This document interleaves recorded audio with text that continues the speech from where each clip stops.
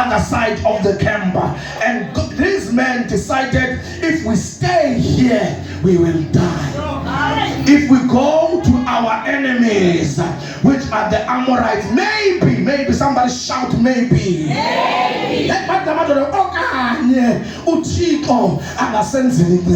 The Bible says, Baba Hamba go maybe.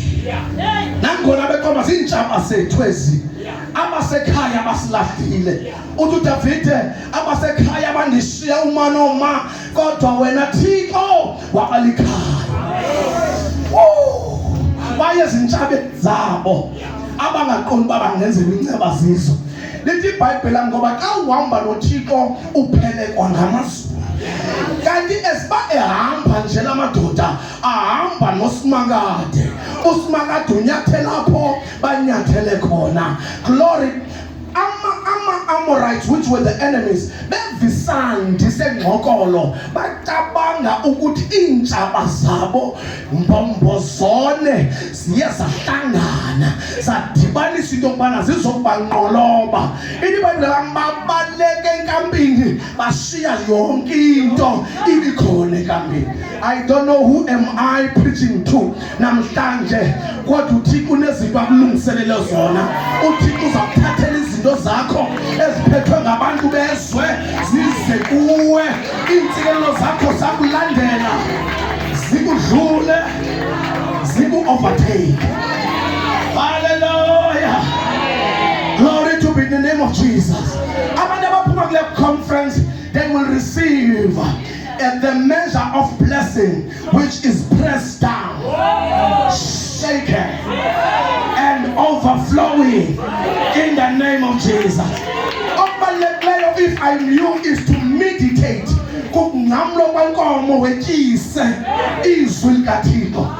the word from the throne of God is enough to change your destiny.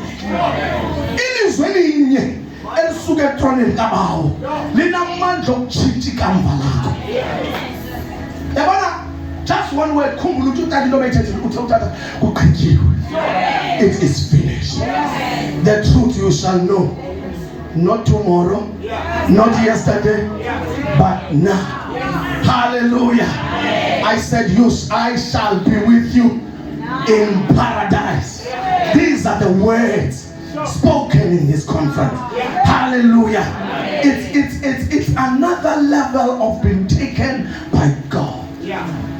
As the Amorites come, bazingqokolo injaba zabaleka sashiya one phakathi kwasikabukho onenoni sithi bashiya ubunewunewu. Bathanda amagama siduwa. Bashiya ubunewunewu nobukhazikhazi. Zonke into ezinqwenelekayo. Kwazaliseka la verse ithi niyakudla izinto ezinhle zezwe. Kwashiya ubozi bhotolo. Hey, bozi nyama. Hey, bashiya yonke into abaleka injaba. Kanti ngaphuthi unento ebeyithethe kumkhonzi wakhe akakholelwa kwakwindoda ethi nami ndingumfo wakwaThixo nokuthi kwangavula izulu le umbono awungeze wenzeke.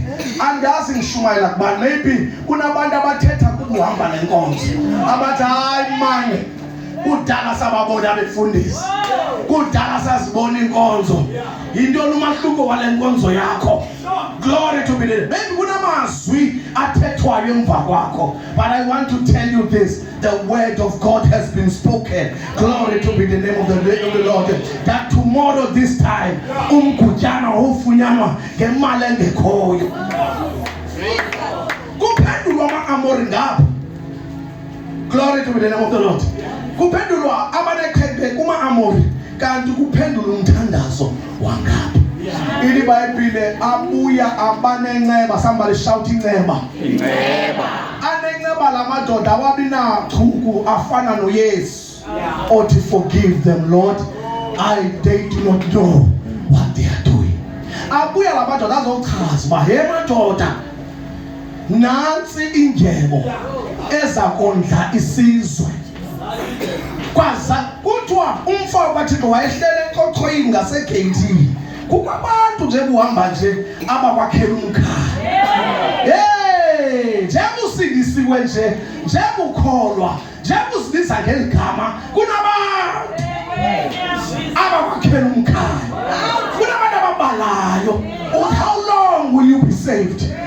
Kubuka ngakanani usezambiza lo Yesu? Le ndoda yakwakhela umkhaya. Ithi iBhayibheli yami yagilwa yobetheka ngesangotsha yabhubha kuloo ndawo. Ngoba lalithi ilizwi uyakuyibona lento kodwa ngezwe iqhamuka. Andazi ngishumayela kubantu bazalwane. Kunezinto zakho after this conference ozazikhamula. Uma ungekho apho ungazuzikhamula. Kodwa ngoba ukhona bakho uzokhamula.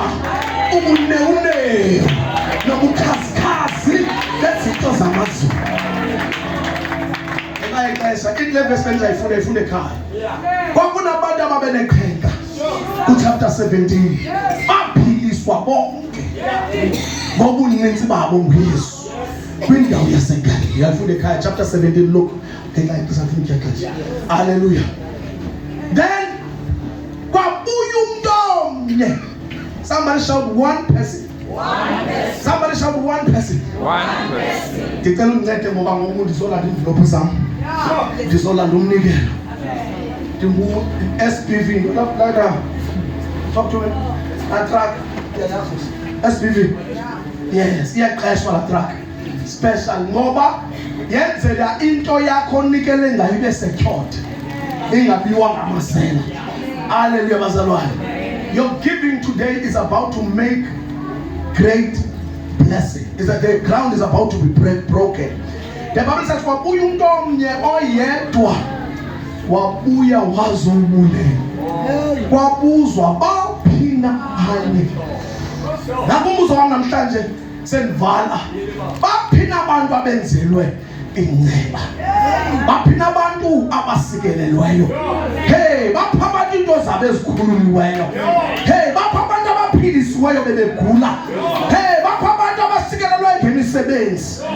Ukuba khona kwakho kule nkonzo, there's a change. I see change. Nomzalwane nami ndikhona besiqala isikolo lo. Unothusula indawo apha ngala ayibiza ngegama ndiyayazi. Hallelujah, because I ndifundele umbane esikolweni nawo uyayazi. Umbane uqala kwa standard 5. The electrician's work. Hallelujah, heavy current. Yayazi kathetha njani. There's a light current and heavy current. So ndothuke ndathi enhlizweni yami la ndawo akuya ngeni nabani. Ndibona ugqobo likaThixo lenkazimulo phezu kwakhe.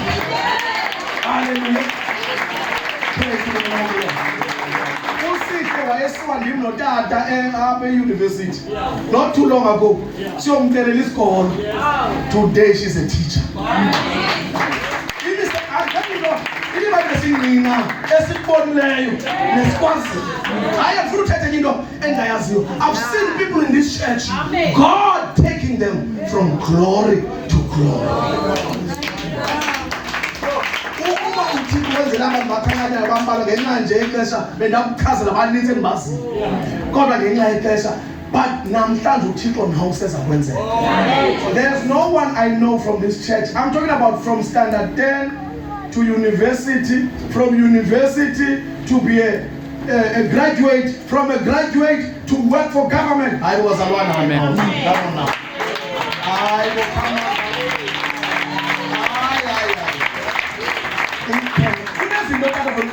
It can only be Him. And God is about to do that for you. Hallelujah. And even mangazayo ngane uThixo nihlale kwindawo esecaleni. Thina sihlale eCape Town man. Sikhwela uMy City.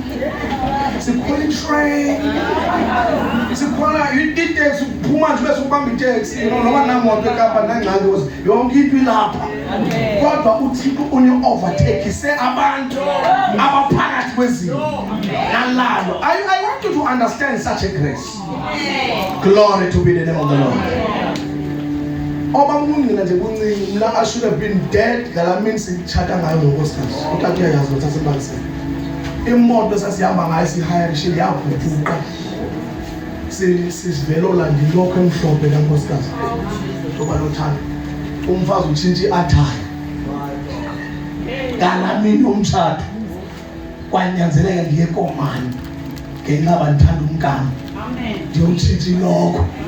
Iloko yaphansi usibulala lamini. Naku ke ndibuya ngespeed. Ndihamba kwezalali zaseThanda Gate. Kanti uSathane usilinde ngasemangcwabeni eThanda Gate. Kukho ikhevethi manje uyayazi ke. Udlobhutula levekwethu hayi bazalwane andihamba uThixo wenu manje udibonga kodwa wayesilibonga nama wenu sithi hayi ayingoma wethu it is God. Ngohlobo la moto bekumele ba iyarola yawa but yavele nje yabambeka yaphuma yobambeka evalini ayarola yaqhabuka amatayara amabili. Ndizakuvezela uba there are things God do for us that we cannot forget. I am still alive because of the grace of God. Another example, in COVID-19, my wife was the first person to be sick in the entire Khayelitsha, Cape Town. Wapuma na sepepe kwa case start. As course yombona esibhedlela use ICU. Akakwazi uphefumula. Kabeza msabi ventilator. Ndiselounge andikwazi nokuthina andikwazi nokuthetha nomngane andikwazi nokubuya esibhedlela abasweleka abantu eloxesha. Ndizamkuvezela nje I'm just showing you maybe ngithetha ngoba ubungqina ezindishare show kwami ubungqina ndizamkuveza into yoba nakhumbula umdali wakho ngeemini zobutsha bakho ungekathi ayindiyolele. Remember what God had. You are giving thanks to God on the things He has done for you. That is why when I remember what the Lord has done, I cannot afford to go back anymore. So phethe envelope yakho uzawunikela. uThixo wavusa lo mfazi ese-ICU emiphunga kuthiwa hayi ayikhona ayithi dadewabo ndikhanseliswa ngabelungu ogqirha kuthiwa be ready tatam. Siyakholwa uyakholwa kodwa lindela noba yintoni. That you know in the name of Jesus. Hallelujah. I don't see myself getting married again. Jesus. I need my wife back. I pray to God and God healed my wife completely. It was an amazing pneumonia wayenayo uThixo wamphilisa ngayo.